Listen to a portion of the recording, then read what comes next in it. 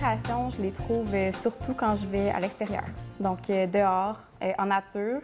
Là, j'habite à Montréal en ce moment, donc il y en a quand même de la nature, mais c'est pas celle qui m'inspire le plus. Moi, c'est vraiment si on part en voiture là, puis qu'on s'en va dans la montagne, un petit hike, là, une petite ride en vélo aussi même. Ça va vraiment m'inspirer. Puis je reviens, puis j'ai le goût de créer, j'ai le goût de faire quelque chose. C'est tellement paisible, c'est tellement... C'est sur le bord de l'eau, aller sur le bord de l'eau, juste s'asseoir, écouter le bruit des vagues, le vent, les feuilles qui bougent aussi, ça fait un petit bruit vraiment détente. Je trouve ça super important de mettre l'environnement dans mes toiles. Je vais tout le temps avoir une petite plante où je vais essayer de mettre tout le temps un petit peu de feuillage, de fleurs aussi.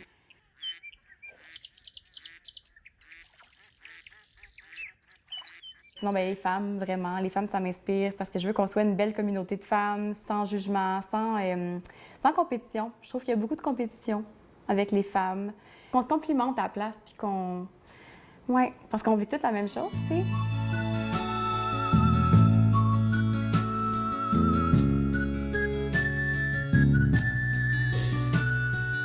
Bien, lui, c'est mon premier que j'ai fait.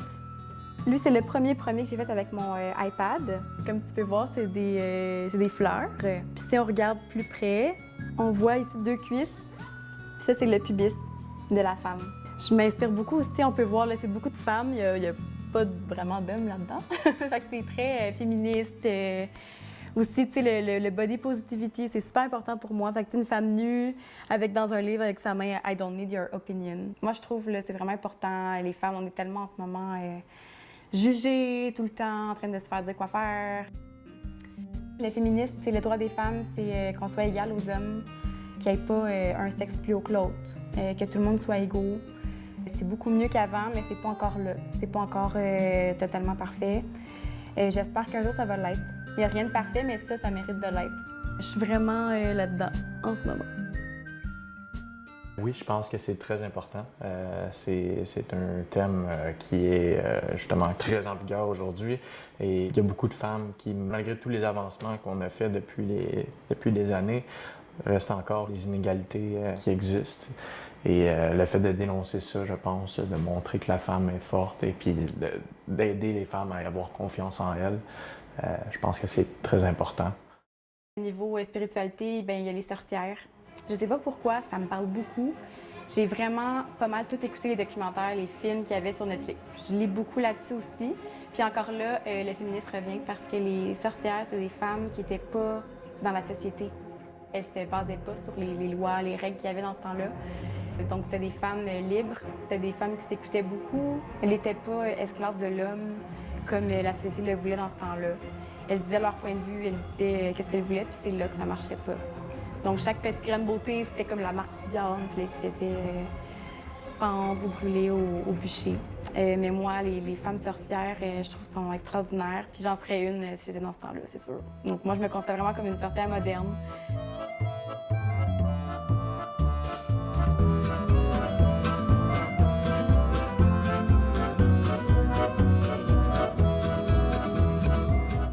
On peut changer les mentalités avec l'art, petit pas par petit pas. Ça sera jamais comme tu vois un œuf puis tu changes, là, tout à fait. Mais ça peut ouvrir les yeux, je pense. Ça peut permettre de peut-être voir les choses autrement. Ça peut permettre d'ouvrir la porte pour autre chose. C'est comme moi, mon sujet, ça va être plus le féministe. J'aimerais ça qu'il n'y ait rien de tabou. Fait que j'essaie des fois de mettre de la nudité un petit peu plus pour que les seins, ce soit plus tabou. Il faut montrer ça aux gens pour que ça change à un moment donné. Si on montre rien, ça ne changera pas. Daphné, je trouve qu'elle a beaucoup de talent. Ça se reflète dans son art. C'est des arts qui sont plutôt féminins, donc pour moi, ça vient un petit peu moins me chercher, mais je suis capable de reconnaître qu'elle a une très belle technique et qu'elle est capable de mettre ses émotions sur ses œuvres. La toile que j'ai faite dernièrement, c'est vraiment pas dans mes habitudes de faire des toiles à la peinture parce que moi, je suis plus à l'aise avec le crayon pour dessiner. C'est quand, le lendemain que j'ai offert mes oiseaux à une dame, j'avais beaucoup de peine. J'avais vraiment beaucoup de peine parce que moi, je m'attache beaucoup aux animaux. Puis, aussi, c'est pour la vie. Fait que je m'étais dit, mon Dieu, genre, je me départis de quelque chose que, je pensais pas me départir. Puis, c'est ça. Fait que j'ai juste sorti mon pinceau, puis ça l'a parti. Je l'ai laissé aller. Quand j'ai su que je voulais être illustratrice, c'est quand, en fait, j'aime beaucoup le réseau social Instagram. C'est lui que j'aime le plus dans tout. Puis je voyais beaucoup de trucs d'art, fait qu'évidemment, je me suis abonnée à plein de pages qui font de l'art. C'est là que j'ai découvert Jade Lachine. Donc, c'est une illustratrice québécoise qu'elle a fait ça de sa vie maintenant. Elle fait comme des portraits personnalisés pour des mariages, des portraits comme ça de couple, pour des cadeaux. Je me suis dit, mais j'aimerais ça, puis je pense que je serais capable aussi. Tu sais, je vais tout souvent m'inspirer de plusieurs artistes, mais jamais copier. Parce que le plagiat, je trouve ça super désagréable, là, c'est pas nice. Mais toujours, tu sais, m'inspirer, mais à ma façon. J'ai commencé à dessiner à l'âge de... quand j'avais un crayon dans la main, là, donc à la garderie. J'ai toujours aimé ça, les dessins. Mes activités préférées, c'était vraiment le bricolage, tout le temps, mais vraiment dessin. Plus que peinture, plus que découper puis coller. Avec le digital, ça serait depuis que j'ai mon iPad, ça fait à peu près 2 ans là, que je l'ai maintenant.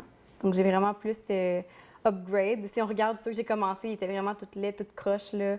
Puis même que j'avais commencé avec mon petit iPhone SE, tout petit avec mon doigt.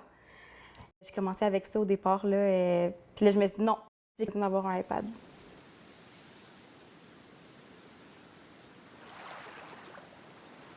Tu sais, on ne sait jamais qu'est-ce qui va se passer dans la vie, mais mon but en ce moment, ça serait de retourner à l'école, de faire un diplôme en design graphique. Après ça, me faire un petit peu d'expérience dans une boîte de graphistes pour faire des logos pour des compagnies, tout ça. Après ça, une fois que j'ai assez d'expérience, de vécu, je pourrais peut-être travailler à mon compte. J'aimerais vraiment ça. Puis peut-être faire un petit cours aussi en gestion. Toujours l'art, elle va toujours être là, présente. Puis éventuellement, j'aimerais savoir ma petite papeterie, ma petite business. Donc les gens pourraient venir, il y aurait une petite boutique d'art avec des calendriers, des prints comme ça ici qui peuvent mettre dans des cases, des toiles. Puis avec un petit café aussi qui pourrait venir prendre un petit café. C'est beau rêver, là, mais je pense que ça pourrait se réaliser. Ouais. Ce que j'aime beaucoup de l'art à Daphné, c'est qu'elle crée beaucoup de choses. Tu sais, par exemple, on a des tasses que c'est elle-même qui fait, des toiles comme ça qu'on peut afficher. Donc, c'est une très belle décoration. Ça rajoute une petite touche de chaleur, en fait, à notre vie de tous les jours, à notre appartement, par exemple. Donc, oui, j'aime beaucoup son art. Mon but avec mon art, ça serait qu'un jour, je signe plus mes œuvres, puis que quelqu'un reconnaisse que c'est moi, que c'est Daphma qui a fait ça. Parce que quand je me promène dans la rue, que je vois des murales, mettons, de Sticky Peach, genre, j'ai même pas besoin de l'avoir une seconde, je sais tout de suite que c'est lui. Puis il a même pas signé. Si je cherche sa signature, là, il signe pas. Mais tu sais que c'est lui.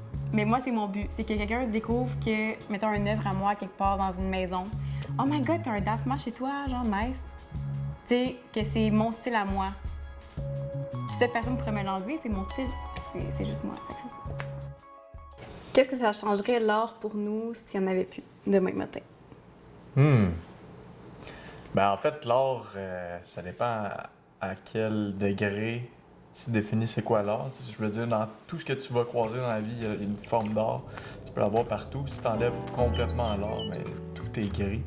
C'est aller en 1 heure de route là, en voiture, sans musique. Ça serait vraiment plate. Tu sais, pareil avec lui tout le long en voiture, à un moment donné. Enfin, je peux pas faire de blague, hein? L'humour, c'est comme de l'art aussi. C'est de l'art aussi. Écoute, il n'y a plus rien. Fait que tu sais, pas d'art, pas d'humour. Plus de plaisir. Là, Colin. Plus de joie, plus de tristesse, plus rien, plus d'émotion. Fait que juste gris. Sans art, ça serait plate, dans le fond. Oui. Ouais. Ce documentaire-là n'existerait pas non plus. Non, c'est de l'art aussi. Ou serait notre existence. Là, t'es en philo, là. C'est pas de l'art.